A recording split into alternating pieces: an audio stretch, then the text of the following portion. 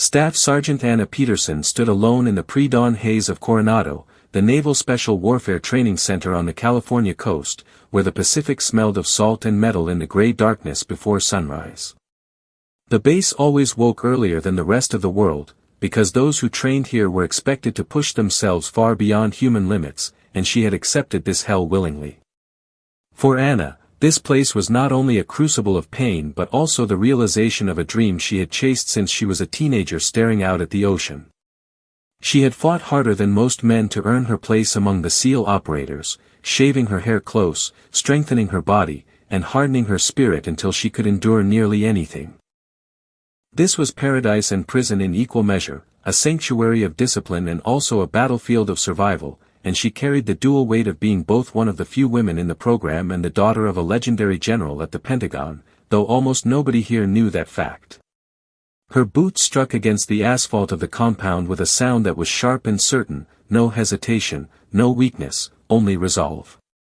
When she stepped into the equipment room, the scent of rubber and oil hit her instantly. Her dive rig stood waiting, heavy twin tanks polished and cold to the touch, regulators gleaming faintly under the dim overhead lights, gauges precise enough to measure life and death in the darkness of the ocean. She checked each connection with hands that bore both the finesse of a woman and the strength of someone who had trained her body past exhaustion, hands capable of stripping down and rebuilding equipment faster and more precisely than most of her male teammates. This was her secret weapon, the mastery of detail, the ability to survive where brute force alone would fail. She was fastening the straps when that voice cut through the stillness like a rusty blade. Up early again, Peterson, came the rasping drawl of Chief Petty Officer Gregory Walker, a thick-set veteran who believed his word was law on this base. He stepped out from the shadows, eyes narrow and predatory, circling her like a wolf appraising prey. His voice always grated, a constant reminder of authority twisted into cruelty. "What's the matter, not tough enough to sleep in? Or maybe you're just trying to prove something you can't deliver." Anna didn't turn to look at him, didn't let her expression shift, because she had already learned the hard way that showing emotion here meant feeding him victory.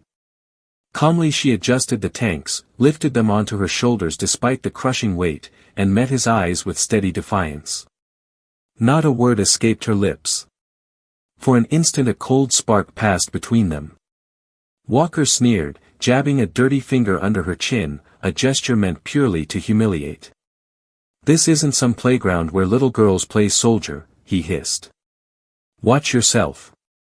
She stared back, unflinching, her silence sharper than any insult. He clicked his tongue and turned away, leaving behind a heavy cloud of malice that lingered in the room even after he vanished. Only then did she let herself exhale, whispering to her own mind that the ocean would wash his words away. Out there in the cold depths, only silence and survival mattered, not petty cruelty. Yet what she did not know was that the darkest abyss was not beneath the waves but standing beside her in human form, waiting to devour her spirit piece by piece. Later, as the sun barely crested the horizon, the day's training began with a roar of rotor blades from a hovering helicopter, ropes snaking down into the raging surf. Anna, roped in with her squad, launched herself into the water without hesitation.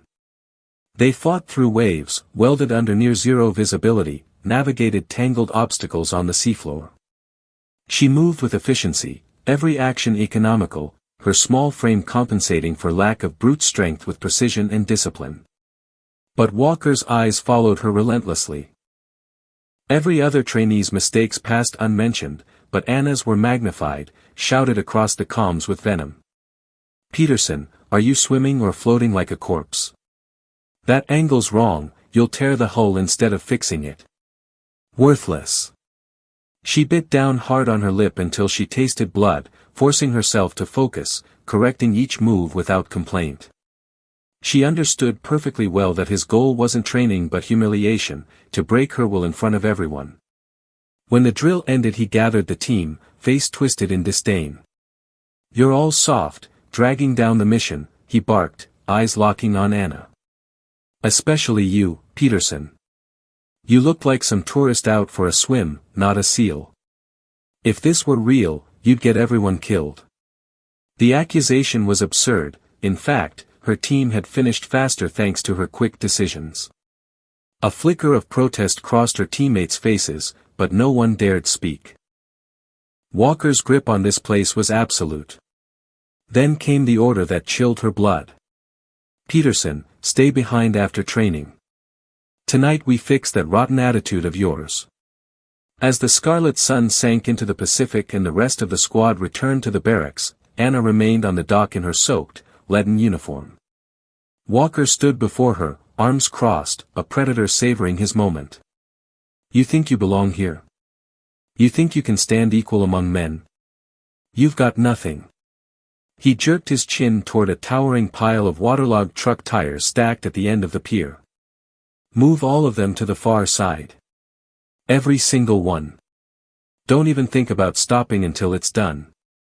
The distance was 100 yards at least, the tires dozens in number, each swollen with seawater and weighing far beyond reason. It was pure abuse, a violation of regulations, but to refuse was to sign her own death warrant in this brotherhood of silence. She snapped to attention and answered firmly, "Yes, Chief." Then she set to work.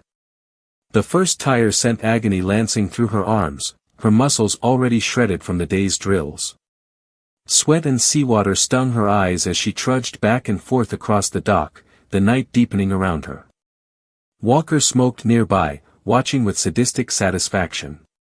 Hours passed until at last she collapsed beside the final tire, body trembling uncontrollably, lungs burning. Walker strolled over and nudged her with his boot. "Look at you," he sneered. "Now you understand what this place is. People like you don't belong. From now on, keep your head down and obey, or nights like this will become your new normal." Then he disappeared into the darkness, leaving her sprawled on the dock, rage and despair boiling inside. The Pacific lapped at the pier, black and endless, mirroring her own fury and helplessness.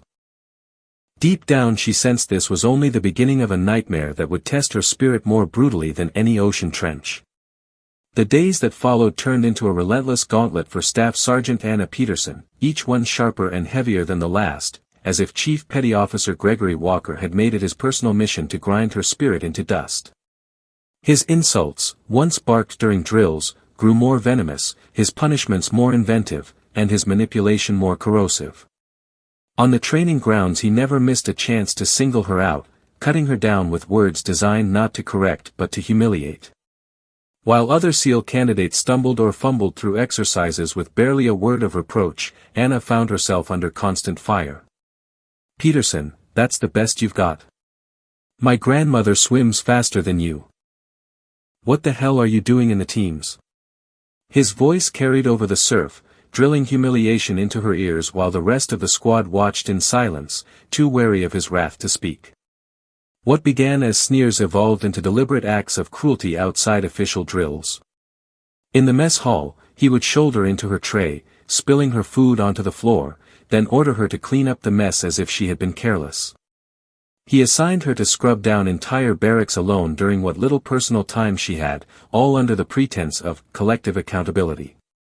Some of the other operators, desperate to avoid Walker's attention, started following his lead, throwing out mocking comments or giving her menial chores, while others simply avoided her like a contagion.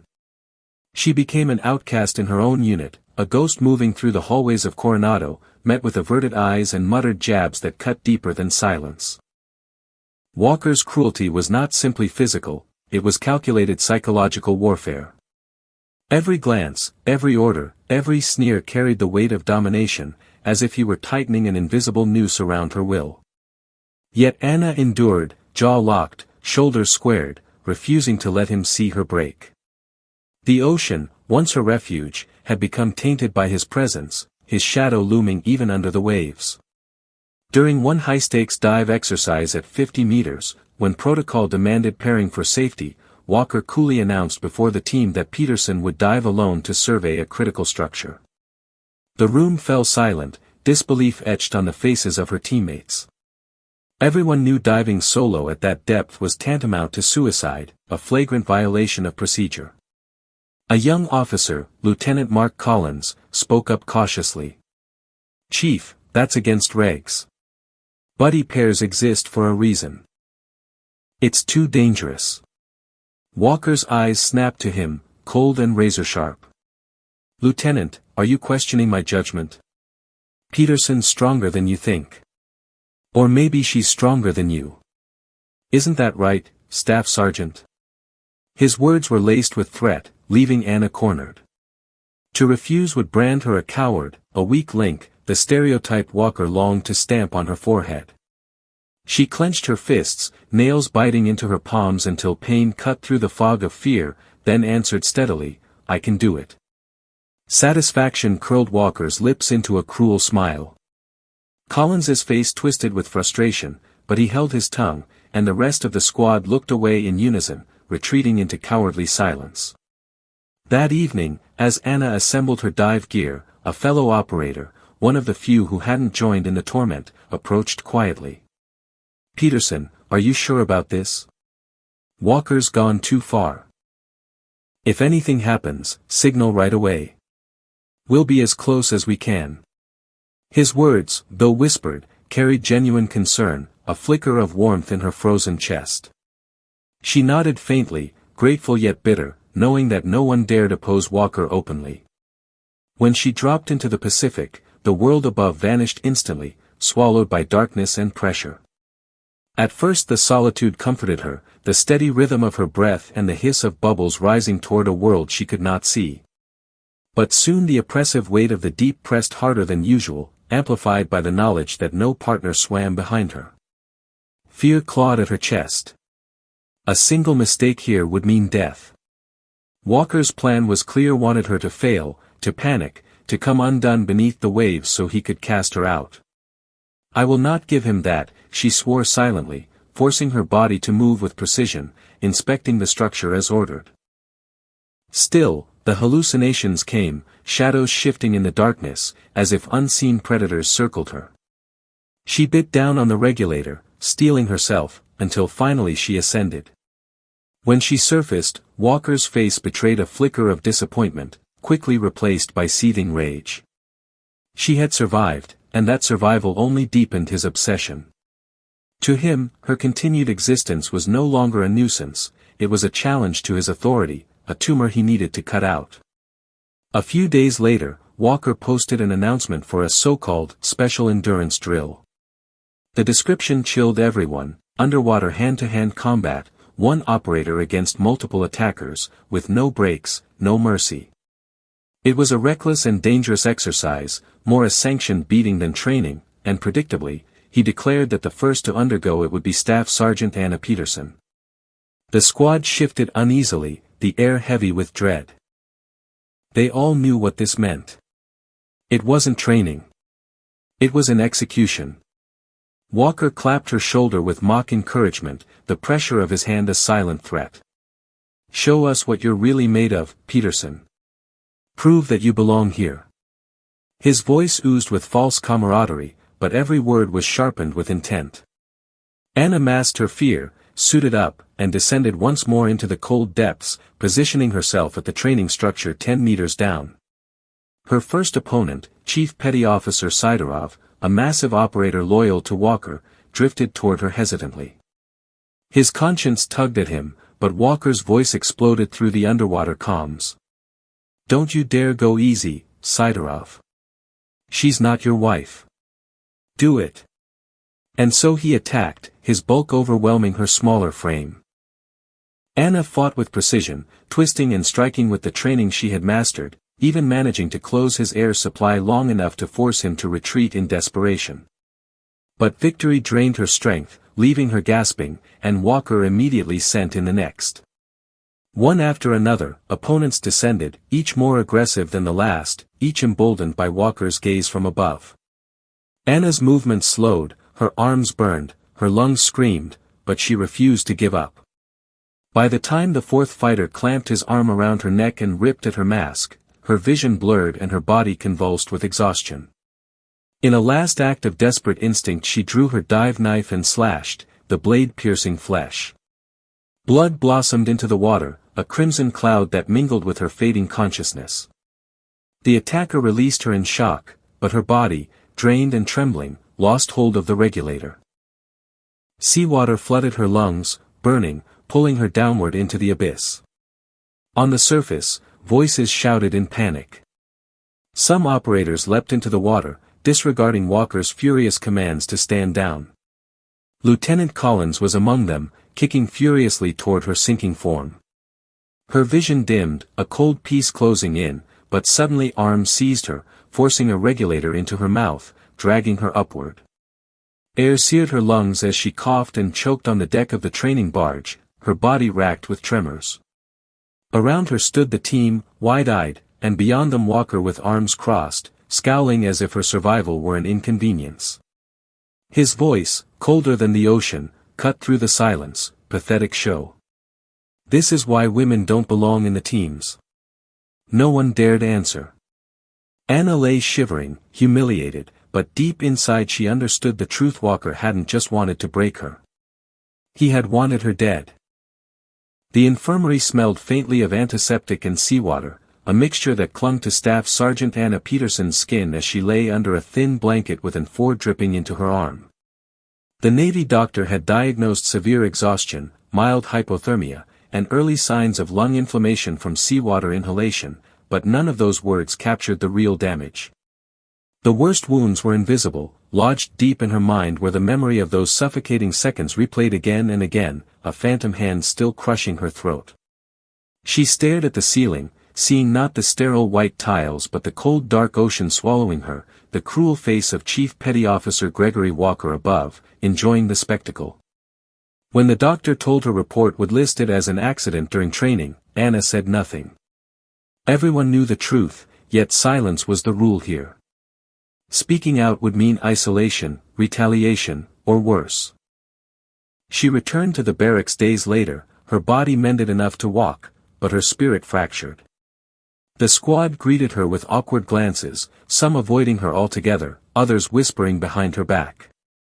To them she was a reminder of something ugly, a living testament that the system was rotten, and they wanted distance from that truth. Walker no longer bothered with subtlety. He ignored her existence during drills, assigning her meaningless tasks instead of combat training, cleaning storage rooms, repainting fences, pulling weeds along the fence line of Coronado's docks. Each job was designed not only to humiliate but to strip her identity as a SEAL candidate, reducing her to a janitor while others advanced. She carried out the orders without complaint, but every stroke of a paintbrush or push of a mop hollowed her further, the pride that once burned inside her dimming to ash. Nights became worse than days. Sleep brought no rest, only nightmares. In her dreams she relived the underwater struggle, the moment when her mask tore away, when icy seawater poured into her lungs, when Walker's smirk hovered over her drowning body. She would jolt awake, gasping, drenched in sweat, clawing at her throat as if to tear off an invisible hand. Soon she began to fear sleep itself, choosing to sit awake through long hours until dawn, eyes red, mind fraying. Even showers triggered panic. The rush of water against her face sent her heart racing, breath seizing, her hands trembling as flashes of drowning seized her. The ocean, once her sanctuary, had transformed into a grave in her mind. During the next dive drill she tried to mask her fear, suiting up like the others, but the moment the cold water touched her skin her chest clenched, vision tunneled, and panic surged uncontrollably. She thrashed, unable to breathe properly, forced to signal an emergency and surface almost immediately. She gasped for air as Walker's mocking laugh echoed across the dock. "What's the matter, Peterson? Forgot how to swim? Guess the water's too scary now. Figures." His words landed sharper than knives. She could not even muster a reply. Her face was pale as chalk, her body trembling uncontrollably as shame consumed her. In that instant she knew something had broken inside her. Her identity as a SEAL, the dream she had fought for all her life, was slipping away. The ocean, the very heart of her calling, had become an enemy she could no longer face. From that day forward her existence on base was ghostlike. She wandered corridors like a hollow shell, performing menial chores, her once bright eyes now vacant. Meals tasted like sand, days bled together in gray monotony, and the laughter of others felt like distant echoes from a world she no longer belonged to. She lost weight rapidly, her uniform hanging loose, her cheeks sunken, her shoulders slumped. Some squad members who had once pitied her now mocked openly, emboldened by Walker's disdain. "Hey Peterson, skipping dives again. Must be nice to get out of real work. Guess being scared of water has its perks." Their words struck her like arrows, but she had no strength left to react. She simply shut down, moving mechanically, surviving but not living. Even the few who still felt sympathy kept their distance, afraid of drawing Walker's ire. Isolation became complete. She answered her mother's calls with forced cheerfulness, lying through her teeth that everything was fine, that training was tough but rewarding, that she was holding strong. To her father, Lieutenant General David Peterson at the Pentagon, she sent brief texts full of false confidence. "All good, Dad. Training's intense, but I'm fine. I'll make you proud." But her body betrayed her lies. Hyperventilation struck during dives, panic attacks erupted even under a simple shower, and the fear gnawed relentlessly at her soul.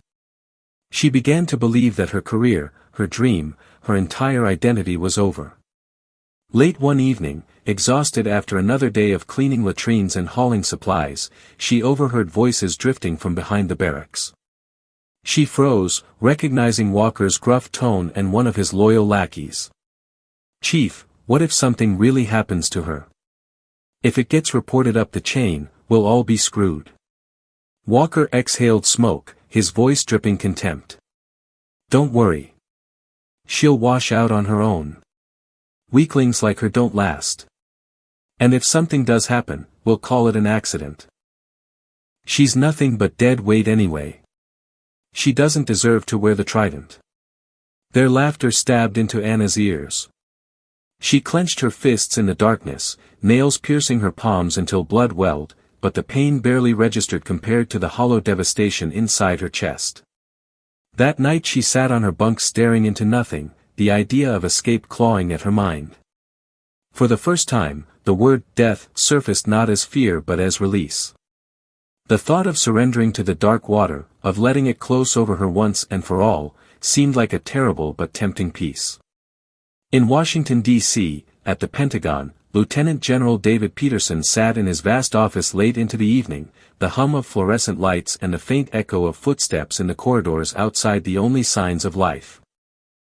He had just emerged from a grueling high-level meeting on joint operations and strategic readiness, where calm deliberation disguised the ever-present tension of global threats.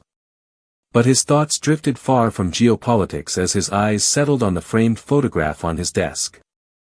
It was old, slightly faded, showing his wife with her warm smile and his daughter Anna in her naval cadet uniform, her young face alight with determination.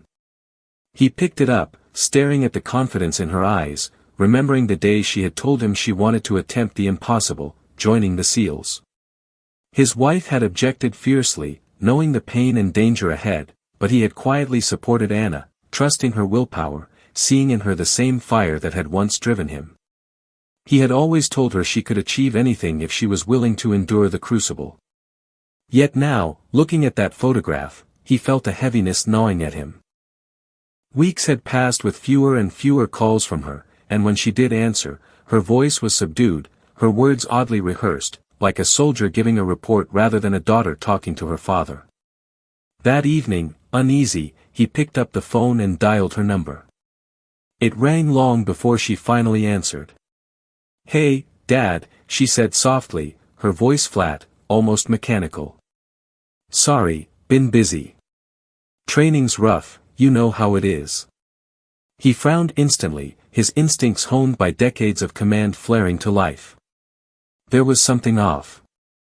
He asked gently, "Anna, what's going on? You sound tired.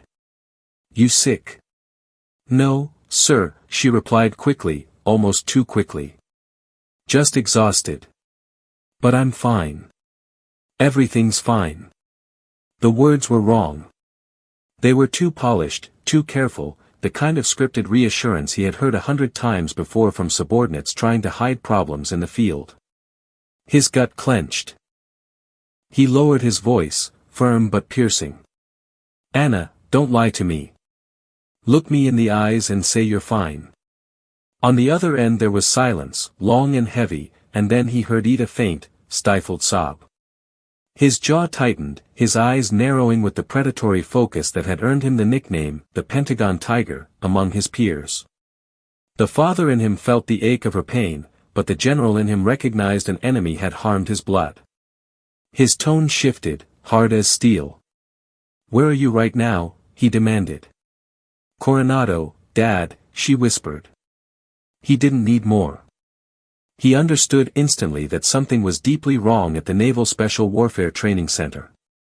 The moment the call ended, he snapped into command mode, his voice cold, precise, unstoppable as he picked up the secure line to the Provost Marshal of the Army's Criminal Investigation Division and the Navy's Office of Special Investigations. "This is Lieutenant General Peterson," he said, his words clipped with restrained fury. "Effective immediately, you will execute my orders without deviation. 1. Place the Naval Special Warfare Training Center at Coronado under full lockdown, complete isolation. Shut down all communication lines, block every exit, no personnel leaves or enters without my clearance. 2. Dispatch your best investigative task force by helicopter to Coronado immediately. Upon arrival, relieve the base commander of duty and detain Chief Petty Officer Gregory Walker, along with any officer complicit in abuse or misconduct. He is to be placed in solitary confinement pending tribunal. If he resists, you are authorized to use any force short of lethal. 3. This operation is classified at the highest level. Any leak will be treated as treason. Is that understood?" His words were icicles, sharp and final, and on the other end the officers responded without hesitation, "Understood, sir. It will be done." Peterson ended the call and leaned back in his chair for a brief moment, his heart pounding not from doubt but from the storm of rage he contained within his disciplined exterior. No one harmed his daughter and walked away. Thousands of miles away on the west coast, Walker sat in the mess hall laughing with his cronies, boasting loudly as if he owned the place, lifting a glass of cheap bourbon in triumph. "I make the rules here," he declared. "Anyone with me gets the rewards. Anyone against me ends up broken. Even Peterson will quit or drown eventually. That's how it is." He had no idea that his kingdom was built on paper-thin ice and that cracks had already spread beneath his feet. He had no idea that at that very moment, military helicopters were slicing through the night sky, carrying armed investigators and military police toward Coronado with orders to bring his reign crashing down. In Washington, Peterson stood at the window overlooking the Potomac, the city lights reflecting on the glass, his mind already calculating the next steps. He was not only a father ready to protect his child, he was a general about to raise corruption to the ground. The tiger had awakened, and Walker would soon learn what it meant to provoke both a soldier's wrath and a father's love. At dawn, as a thin line of gold stretched across the Pacific horizon, the calm around the Naval Special Warfare Training Center at Coronado shattered when a convoy of black SUVs and military transport trucks rolled silently through the gates, followed closely by helicopters thundering overhead. Military police in spotless uniforms bearing the insignia of the Department of Defense spilled out with icy precision, their boots striking pavement in unison as they secured every corner of the compound. The guards at the checkpoint froze in shock as the lead officer presented a sealed directive from the Pentagon itself, signed with the authority of Lieutenant General David Peterson. The message was brief and lethal, effective immediately. This base was under the control of the Office of Special Investigations and the Military Police Command, all communications cut, all personnel confined. The order spread through the loudspeakers, metallic and cold, all SEAL candidates and staff will immediately surrender personal devices and assemble on the parade ground. No exceptions. Failure to comply will result in arrest. The operators, yanked from sleep or morning drills, rushed into the corridors, confusion etched on their faces as they stumbled into formation under the watchful eyes of armed MPs, tension rippled through the compound like static. Some muttered nervously, others exchanged guilty glances, knowing deep down what had triggered this. Walker, however, was caught off guard in the most humiliating way. Still groggy from sleep, wearing nothing but shorts, he bolted upright when his barracks door slammed open and a squad of military police stormed inside. Chief Petty Officer Gregory Walker, barked the lead investigator, his tone like a gavel slamming down in court, "You are under arrest for abuse of authority, violation of military regulations, and suspected criminal assault."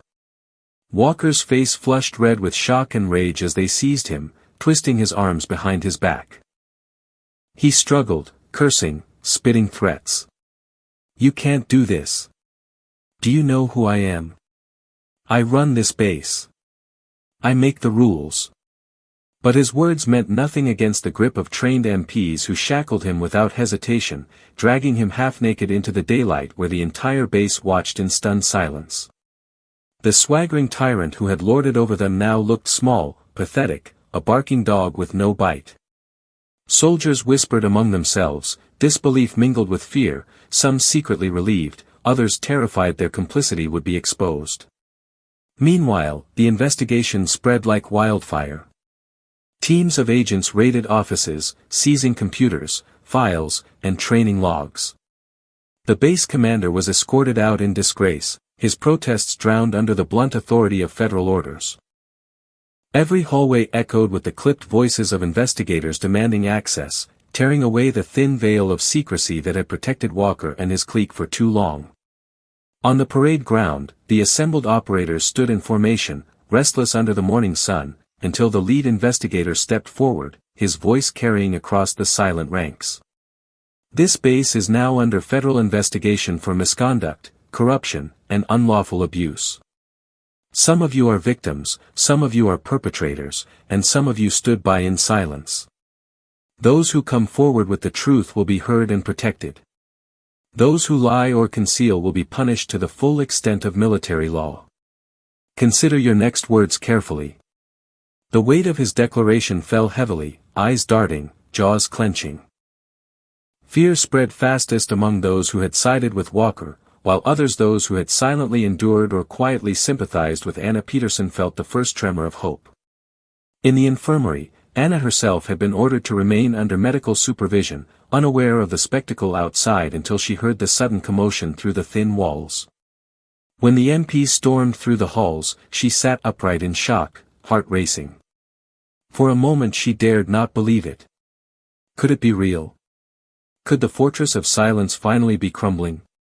Then she heard it with her own ears, Walker's furious voice outside, shouting obscenities as he was shoved into a transport vehicle. "You're making a mistake. You think this changes anything? I'll be back." But the sound was swallowed by the metallic slam of the door as he was driven away under heavy guard. For the first time in months, Anna exhaled without fear clawing at her throat. On the parade ground, the silence stretched until Lieutenant Mark Collins, the young officer who had once risked defending her, stepped forward with steady resolve. "I have testimony," he said firmly, his voice cutting through the air. All eyes swung toward him, some shocked, some grateful, some resentful. The investigators led him aside, and with that first act of courage, the dam broke. Others followed, haltingly at first, then with gathering strength, operators who had seen Walker's cruelty, who had whispered their doubts in secret, who had watched Anna suffer while staying silent. One by one they spoke, the truth spilling out like floodwaters bursting through a fractured dam. Training logs confirmed discrepancies, falsified reports, punishments masquerading as drills. Even footage from security cameras, long ignored, revealed fragments of the abuse. The empire Walker had built on intimidation and fear collapsed in a single day. By dusk, the once proud compound at Coronado stood transformed, its routines disrupted, its leaders stripped of power, its soldiers forced to face the reality of complicity. And at the center of it all was the woman they had allowed to be tormented, the one they had abandoned, Staff Sergeant Anna Peterson, who now sat quietly in her bunk, listening as the walls that had imprisoned her spirit finally began to crack open. The storm had come, and though she was still scarred, the tides were shifting. Justice was no longer a distant hope. It had landed on their doorstep, carrying the full weight of her father's wrath and the law's relentless hand. The weeks that followed the raid on Coronado were a blur of interrogations, depositions, and hearings that pulled the base apart brick by brick, stripping away its poisonous culture and dragging every hidden sin into the light, until finally the military tribunal convened in San Diego under the stern gaze of senior judges in crisp uniforms, their faces carved from stone. Gregory Walker entered the chamber in shackles, stripped of his rank insignia, his once commanding chest now bare of ribbons and badges, the trident he had flaunted like a crown forever gone. He no longer swaggered, the weight of chains and the eyes of justice had ground down his arrogance, though he still carried himself with the defiance of a man convinced he was untouchable. The prosecutors laid out a damning case, piecing together testimony from Anna Peterson's squadmates, logs of falsified training records, medical reports of unexplained injuries, and recordings extracted from cameras Walker had thought irrelevant. Witness after witness stepped forward, some with voices shaking, some with eyes hard, recounting how Walker had singled out Anna, how he had ordered unsafe dives, how he had orchestrated the underwater training that nearly killed her, how he had threatened anyone who dared question him. Lieutenant Mark Collins testified with quiet fire, his words cutting through the chamber with an honesty that carried undeniable weight. I saw Walker assign impossible tasks. I saw him humiliate her in front of everyone. I watched as he forced her into drills that had no purpose but to break her. And I watched as we all stayed silent, myself included, because fear ruled that base. That silence almost cost Staff Sergeant Peterson her life. The room buzzed with tension as his admission hung in the air, an indictment not only of Walker but of the culture of complicity that had let him thrive. The defense tried to paint Walker as a tough leader misunderstood, a man preparing warriors for the brutal realities of combat, but every argument crumbled against the tide of evidence. The judges' faces betrayed no sympathy. When the verdict was read, the silence was absolute, guilty on all counts: abuse of authority, criminal assault, reckless endangerment, falsification of records, conduct unbecoming an officer of the Navy. The sentence was swift and merciless: dishonorable discharge, forfeiture of pay and benefits, and 15 years in a federal military prison. The gavel struck like a gunshot, sealing the fate of a man who had once strutted across Coronado like a king. Walker erupted, shouting, his voice hoarse with fury as guards dragged him away. This is a sham. You're all weak. You'll regret this. But his words echoed hollowly, a desperate cry from a man already erased from the ranks he had corrupted. Alongside him, others fell. The base commander, Captain Robert Harris, was relieved of duty and demoted, charged with dereliction for looking the other way. Several of Walker's loyal followers faced suspensions, court-martials, or dishonorable discharges for their complicity. Those who had stood silent too long received reprimands, their records forever stained. The purge was brutal but necessary, a cleansing fire that left Coronado scarred but cleaner than it had been in years. For Anna, the tribunal was both vindication and torment. Sitting quietly in the gallery, she listened as her private hell was laid bare in public detail, every humiliation dissected, every wound recounted. At times she wanted to vanish into the floor, ashamed though she had nothing to be ashamed of. At other times she felt a strange strength rising, a recognition that her suffering had not been in vain, that justice was real and Walker could no longer touch her. When the sentence was announced she did not cheer, did not weep, but simply closed her eyes and breathed deeply, as if inhaling freedom for the first time. After the trial, she stepped outside into the California sunlight, the salty breeze brushing her face, and for the first time in months she felt the weight on her chest lighten, though scars still lingered in her heart. The Navy moved quickly to repair the damage, instituting new oversight at Coronado, bringing in outside counselors, reinforcing codes of conduct. Investigators interviewed every operator, demanding accountability, while senior officers visited to remind everyone that silence in the face of abuse was itself a crime. Some sneered privately, angry that traditions had been upended, but most understood the message clearly: the days of unchecked tyrants like Walker were over. At night Anna still wrestled with nightmares, jolting awake in cold sweats, but slowly, under the watchful support of medical staff and the unwavering presence of her father who flew in whenever he could, she began to rebuild. She walked the docks again, forcing herself to face the ocean, at first trembling, then steadier with each attempt, whispering to herself that the sea was not her enemy. She was still a seal, still the warrior she had dreamed of becoming, even if fear had tried to rob her of it. Her fellow trainees, once distant or cruel, began to approach her with hesitant respect. Some offered apologies, awkward but sincere. Collins, especially, stood by her side, telling her plainly that her courage had saved more than just herself, it had saved the integrity of the unit. Slowly, carefully, she allowed herself to believe it. Justice had been done, but more importantly, a door had opened for her healing. The months after the tribunal stretched like an uncharted horizon for Staff Sergeant Anna Peterson, each day demanding that she rebuild what had been broken not only in her body but in her soul, and though the scars of fear and humiliation clung to her, she refused to let them define her future. She began slowly, walking the docks of Coronado in the early mornings when the sun spilled gold over the Pacific, breathing in the salty air, letting her eyes rest on the waves that once filled her with terror. At first her chest tightened, her throat constricted, and her heart pounded as if drowning all over again, but she forced herself to stay, whispering that the ocean could not own her. Day by day the panic loosened its grip, and eventually she stepped back into the training pool, lowering herself into the water with trembling limbs until her breath steadied and her body remembered that it was born to endure. With the help of counselors, medical staff, and the unwavering support of her father, she fought back from the brink of despair, pushing through therapy sessions that felt as exhausting as combat drills, confronting the trauma rather than burying it. Her teammates, once distant shadows, began to shift as well. Shame hung heavy on them for their silence, and some came forward with awkward apologies, words that did not erase the past but at least acknowledged it. Others, particularly Lieutenant Mark Collins, stood by her consistently, encouraging her to reclaim not only her place among them but also the pride that had been stolen. Slowly Anna began to train again, first in physical exercises, then in tactical drills, until finally she faced the ocean itself, diving beneath the waves with a determination fiercer than ever. The first dive was brutal, her chest seizing, her mind screaming, but she forced herself through the fear, and when she surfaced, gasping but alive, the squad on the dock erupted in cheers, not out of mockery but respect.